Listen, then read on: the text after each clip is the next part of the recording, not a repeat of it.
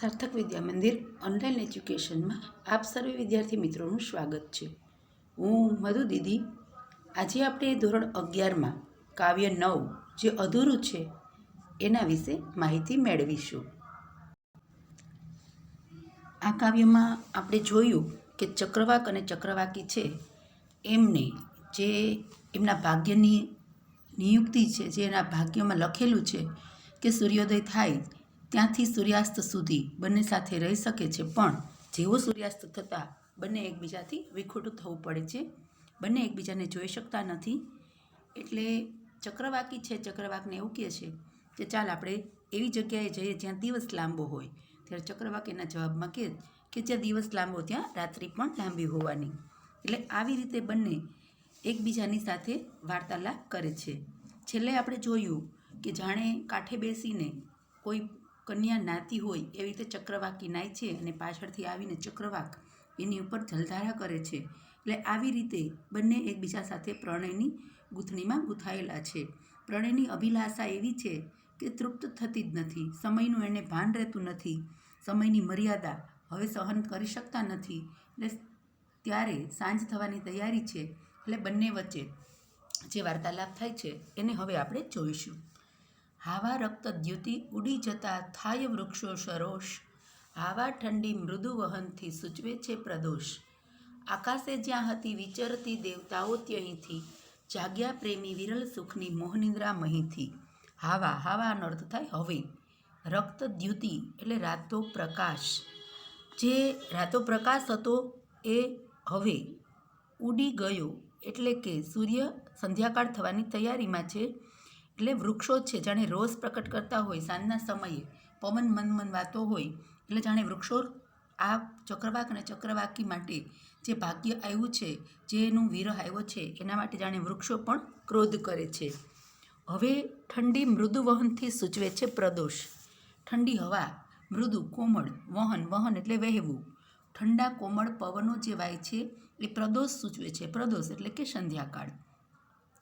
એટલે કે રાતો પ્રકાશ હવે જતો રહ્યો છે, ઉડી ગયો છે, વૃક્ષો જાણે રોષ કરે છે, ઠંડો પવન વહે છે, એ પણ એવું સૂચવે છે કે થોડાક સમયમાં જ રાત્રિનો સમય આવી પહોંચશે.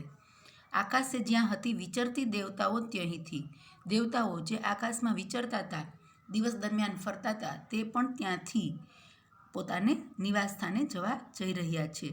અને પ્રેમી વિરલ સુખની મોહનિદ્રા મહીથી, પ્રેમી બંને પંખી જે એકબીજાના પ્રેમમાં હતા, જે એકબીજાના મોહમાં જકડાયેલા હતા, એની નિંદ્રાનો ભંગ થાય છે. શું કામ એને? તો કે સાંજ થઈ જાય એટલે બંને એકબીજાથી વિખૂટા પડશે, બંને એકબીજાને જોઈ નહીં શકે. વિરહ સંભવને વિસર્યા હતા, બંને નિરંકુશ બે ફર્યા હતા. જવનિકા તૃપ્તા સ્મૃતિનાશની, નિકટ મૂર્તિ ઊભી વિધિ પાસની. વિરહ સંભવને વિસર્યા હતા, આવનારો જે વિરહ છે એને બે ભૂલી ગયા હતા, નિરંકુશ બનીને બે ફર્યા હતા. જે સમય મળ્યો એ સમયમાં બંને પ્રેમાલાપમાં એટલા બધા ગૂંથાઈ ગયા હતા કે હમણાં સાંજ થશે ને વિરહ આવશે એ પણ એ ભૂલી ગયા હતા. જવનિકા, જવનિકા એટલે પડદો, સ્મૃતિ નાશની એટલે યાદશક્તિ, જાણે એની યાદશક્તિ જતી રહી છે, એની પર પડદો પડી ગયો છે. અને નજીકમાં જ જે એના નસીબનું બંધન છે, જે સાંજ થવાની તૈયારી છે, જેનું ભાગ્ય છે એ નજીકમાં જ આવીને ઊભું છે. અનુભવે ન છતાં ક્ષણ એક તે, વિવિસ મૂઢ નિરાશ જ છેક તે. સહુ થનાર ક્રમે નજરે વહ્યું, રુદન અંતરમાં ઉછળી રહ્યું. અનુભવે છે છતાં એક ક્ષણને માણવા ઈચ્છે છે. હમણાં વિરહ આવશે એને ખબર છે, છતાં એક જે ક્ષણ મળી છે એ ક્ષણને માણી લે છે. અને લાચાર બનીને, મૂઢ બનીને, નિરાશ બનીને જે થવાનું છે એ નજર સામે આવીને ઊભું રહેવાનું છે. એટલે બંને જે રુદન અંતરમાં છે એ રુદનને એના અંતરમાં ઉછળી રહ્યું. વિરહ રૂપી રુદન, અંધારા રૂપી વિરહ આવશે તે અંતરમાં જે રુદન ઉભરાય છે એ રુદન બંને વ્યક્ત કરે છે. વિરહ વિસરીને બંને એકબીજા સાથે ફરતા હતા, બંને એકબીજાની સાથે રહીને જે ફરેલા પ્રેમ કરતા હતા એ વિરહ સ્મૃતિનો પડદો તૂટે છે, દુર્ભાગ્ય સામે આવીને ઊભું છે, બંને લાચાર છે અને બંને વિવશ છે. અંધારાના પ્રલય જલથી યામિની પૂર્ણ ઘોર, સ્વેચ્છાના વા કુટિલ કૃતિના મંદ્ર અવ્યક્ત શોર.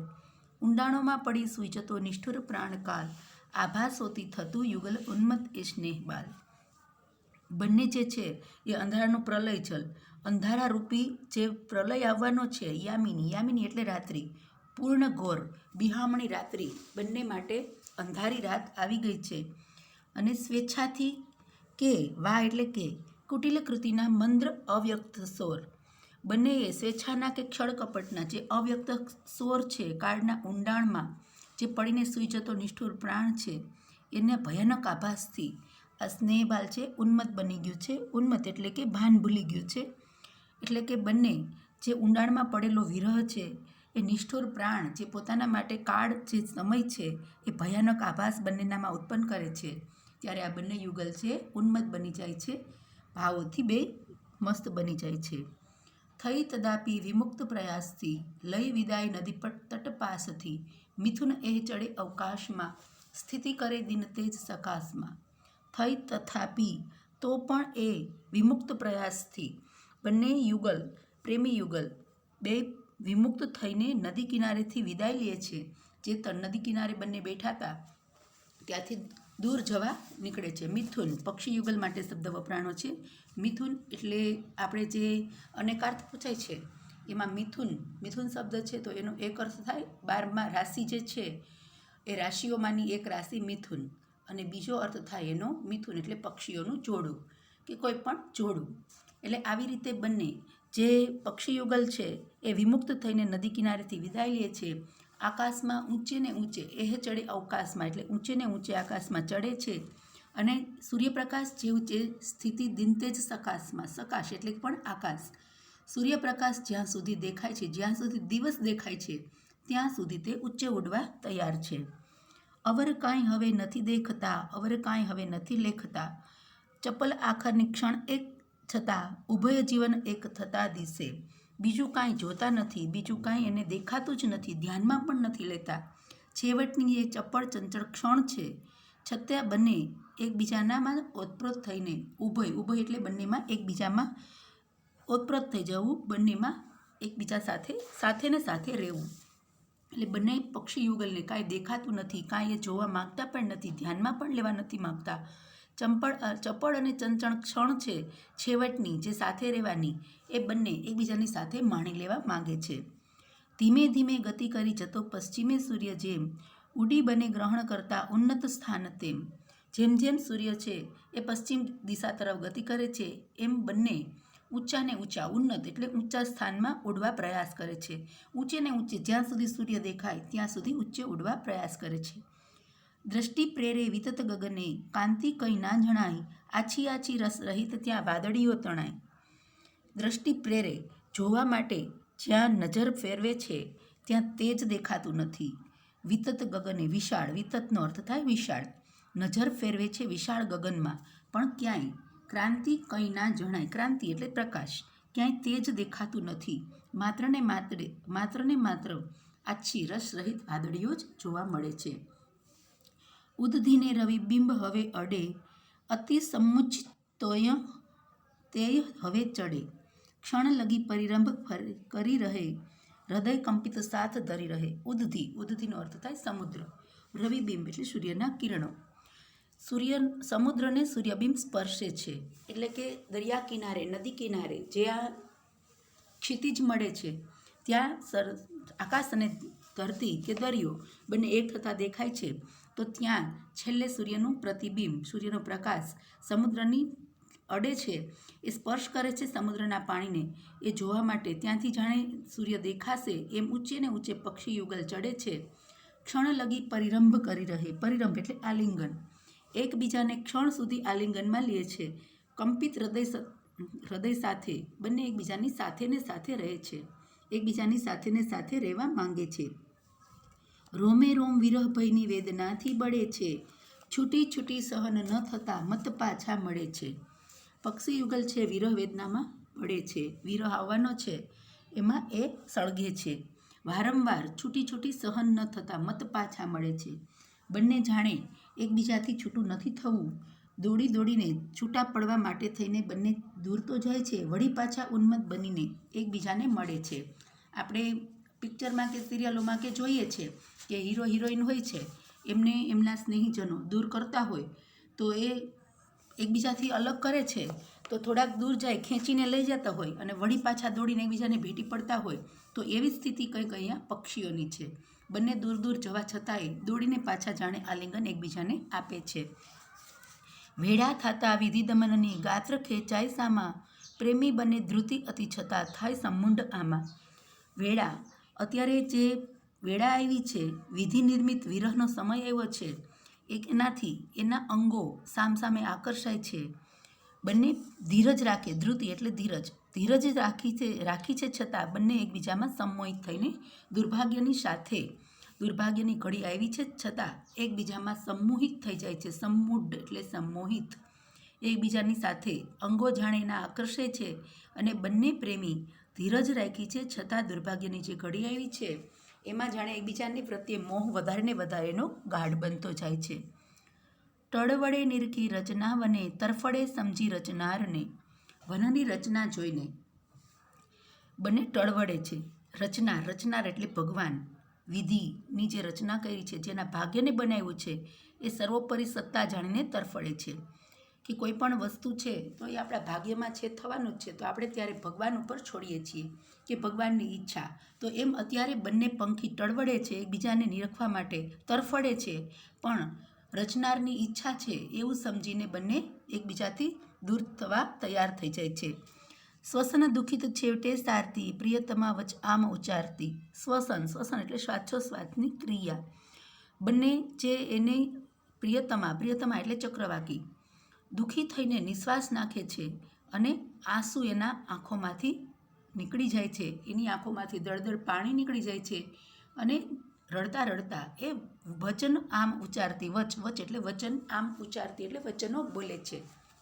આગળ મેં તમને કીધું એમ કે પ્રશ્નો બને છે કે ચક્રવાક અને ચક્રવાકી માટે કયા કયા શબ્દો વપરાણા છે, પક્ષી યુગલ માટે કયા શબ્દો વપરાણા છે. તો અહીંયા પ્રિયતમા શબ્દ જે આવ્યો એ ચક્રવાકી માટે વપરાણો છે.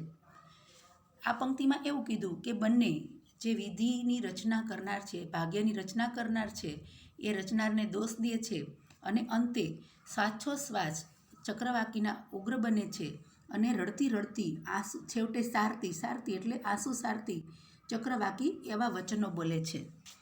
પાષાણોમાં નહીં હવે આપણે નાથ રહેવું, સાને આવું નહીં જ રે આપણે નાથ સહેવું. ચાલો એવા સ્થળ મહી વસે સૂર્ય જેમાં સદૈવ, આનાથી કંઈક અધિક હૃદય આદ્ર જ્યાં હોય દૈવ. પાષાણ એટલે પર્વત, પથ્થર, કે હવે આ પથ્થરોની વચ્ચે આપણે નથી રહેવું. આ પથ્થર જેવા આ પર્વતોમાં, પાષાણ એટલે આમ તો પર્વત થાય પણ પથ્થર પણ થઈ શકે, કે આપણે એમાં નથી રહેવું અને આ જે આપણી પીડા છે, ભાગ્યનો જે દોષ છે, એને આપણે હવે સહન નથી કરવી. તો ચાલો આપણે એવા સ્થળે જઈએ. સ્થળ એટલે સ્થળ, મહી એટલે ત્યાં, કે આપણે એવા સ્થળે જઈએ જ્યાં સદાયને માટે સૂર્ય હોય. સદૈવ એટલે સદાયને માટે જ્યાં સૂર્ય દેખાતો હોય અને જ્યાં દૈવ એટલે ભાગ્ય, કે જ્યાં ભાગ્ય પણ આનાથી વધારે આદ્ર હોય. અધિક હૃદયે આદ્ર એટલે કે એના મરમાળું હોય, આપણી ઉપર દયા દાખવનારું આપણું નસીબ હોય, કે આપણે એકબીજાની સાથે રહી શકીએ એવી જગ્યાએ જઈએ કે જ્યાં હંમેશાને માટે સૂર્ય હોય અને ભગવાન આપણી પર કૃપા કરે અને હૃદય એમનું એવું કોમળ બને કે આપણી ઉપર દયા કરે, તો આપણે ત્યાં સૂર્ય હોય ત્યાં રહી શકીએ. પ્રવદતા અટકી ગઈ એ અહીં, અધિક ધીરજ ધારી શકી નહીં. થઈ નિરાશ હવે લલના રૂવે, મૃદુલ પીછ થકી પ્રિય તે લુહવે. પ્રવદતા એટલે બોલતા અટકી જાય છે ચક્રવાકી અને ધીરજ રાખી શકતી નથી. નિરાશ થઈને લલના રૂવે, લલના ચક્રવાકી માટે શબ્દ વપરાણો છે. બોલતા અટકી જાય છે, આટલું જ્યાં પોતાના નસીબની વાત કરતાં ધીરજ રાખી શકતી નથી અને રડવા લાગે છે ત્યારે મૃદુલ પીછ થકી પ્રિય તે લુહવે. પ્રિય એટલે ચક્રવાક, પ્રિયતમ, પોતાના કોમળ પીછાથી એ જાણે ચક્રવાકીના આંસુ લૂછવા પ્રયત્ન કરે છે. જેમ કોઈ છોકરી રડતી હોય અને છોકરો એને હિંમત આપતો હોય, એની આંખમાંથી પાણી લૂછતો હોય, એમ અહીંયા ચક્રવાકી રડે છે અને ચક્રવાક એના પીછાથી એના આંસુ લૂછવાનો પ્રયત્ન કરે છે. પણ હજી દિન શેષ રહ્યો જરા, નજર ફેરવી જોઈ બધી ધરા. પ્રણયવીર લહી સ્થિરતાર કહે, અગર જો રુજુ અંતરમાં સહે. ચારે બાજુ નજર ફેરવે છે, હજી થોડોક દિવસ છે. ધરતી પર ચારે બાજુ નજર ફેરવીને જુએ છે તો થોડોક દિન શેષ, શેષ એટલે થોડોક દિવસ હજી બાકી રહ્યો. ધરા, ધરા એટલે ધરતી. પ્રણયવીર, પ્રણયવીર સ્થિરતા રાખીને કહે છે, એટલે ચક્રવાક, ચક્રવાક સ્થિરતા રાખીને કહે છે. અને જે અંતરમાં વેદના છે, રૂજ, રૂજ એટલે રહેલી, સહન કરવાની, જે અંતરમાં જે વેદના છે એ વેદનાને સહન કરવા માટે એ બંને તૈયાર છે. ત્યારે આ ચક્રવાકીનું જે કહેલું છે કે ચાલો આપણે ત્યાં જઈએ જ્યાં સૂર્ય સદૈવ હોય, ત્યારે એના જવાબમાં ચક્રવાક જે બોલે છે એ હવે પછીની પંક્તિમાં આવશે. હા શબ્દો સરળ સરખા મર્મને તીવ્ર ભેદે, ગર્ભાત્માને સ્ફુરિત કરતા ધૈર્યને છેક છેદે. હા શબ્દો, હા બોલે છે જ્યારે આશ્ચર્યચિહ્ન છે કે હા તારી વાત સાચી છે કે આપણે એવી જગ્યાએ જઈએ. આવા સરળ શબ્દોથી એ મર્મને તીવ્ર ભેદે, એના શબ્દો સરળ છે પણ મર્મને ભેદનારા છે. એટલે કે જે વચનો બોલશે એ વચનો એટલો મર્મ સ્પષ્ટ કરે છે કે જે વિધિની ક્રૂરતા છે. ગર્ભાત્માને સ્ફુરિત કરતા ધૈર્યને છેક છેદે. ગર્ભાત્મા એટલે અંતરાત્મા, અંતરાત્મામાંથી નીકળેલા ધીરજને એને જાણે છેદી નાખી. ધીરજ એની પૂરી થવા આવી છે. એણે શબ્દો એટલા સરળ છે પણ મર્મને ભેદનારા છે. અંતરાત્મામાં પ્રગટેલી ધીરજને વિંધી નાખે છે અને બોલે છે. લાંબા છે જ્યાં દિન પ્રિય સખી, રાત્રિએ દીર્ઘ તેવી, આ ઐશ્વર્ય પ્રણય સુખ નિહાય આસ જ કેવી. વિંધી નાખતા હૃદયને ધીરજની સાથે બોલે છે કે હે સખી, જ્યાં દિવસ લાંબો હશે ત્યાં રાત પણ લાંબી જોવાની. દિન પ્રિય સખી, રાત્રિએ દીર્ઘ તેવી, દીર્ઘ એટલે લાંબી, કે હા તારી વાત સાચી છે, જ્યાં દિવસ લાંબો હોય ત્યાં જઈએ, પણ જ્યાં દિવસ લાંબો ત્યાં રાત્રિ પણ લાંબી જ રહેવાની. અને આ ઐશ્વર્ય, ઐશ્વર્ય એટલે સંસાર, ભૌતિક દુનિયા, કે આ ભૌતિક દુનિયામાં પ્રણયની આશા આપણે રાખી શકીએ એમ નથી. બંને સાથે ને સાથે રહી શકીએ એવું આ ભૌતિક દુનિયામાં શક્ય નથી. એટલે કે હવે આપણે આ ભૌતિક દુનિયામાં નથી જીવવું એવું કદાચ એ કહેવા માંગે છે. અવર કાંઈ ઉપાય હવે નથી, વિરહ જીવન સંહરીએ મથી. હવે બીજો કોઈ ઉપાય એવો નથી, માત્ર આપણે વિરહયુક્ત જીવન જીવવાનો જ એક જ આપણે સંહરીએ એટલે પૂરું કરીએ. કે હવે બીજો કોઈ ઉપાય નથી. જે વિરહ આવશે જીવનમાં એ વિરહને આપણે સહન કરીએ અને વિરહ સાથે જે આપણું મિલન છે એ મિલનને આપણે માણીએ. બીજો કોઈ વિરહ દુઃખનો જીવનનો અંત લાવીએ તો કદાચ આપણો આ વિરહનો અંત આવે. જીવનનો અંત આવે, જીવન સંહરીએ મથી, એટલે કે જીવનનો જો અંત આવે તો આપણે વિરહનો અંત આવે. બાકી બીજો કોઈ આપણી પાસે એવો ઉપાય નથી. વિરહ તો આપણી સાથે જડાયેલો જ છે. ગહનમાં પડીએ દિન દેખતા, નયન મીચી કરી દઈ એકતા. કે આપણે બંને દિવસને દેખતા દેખતા એક સાથે આંખ મીચી દઈએ, એટલે કે મૃત્યુની ઊંડી ખીણમાં આપણે ઝંપલાવીએ. ગહન એટલે ઊંડાણમાં.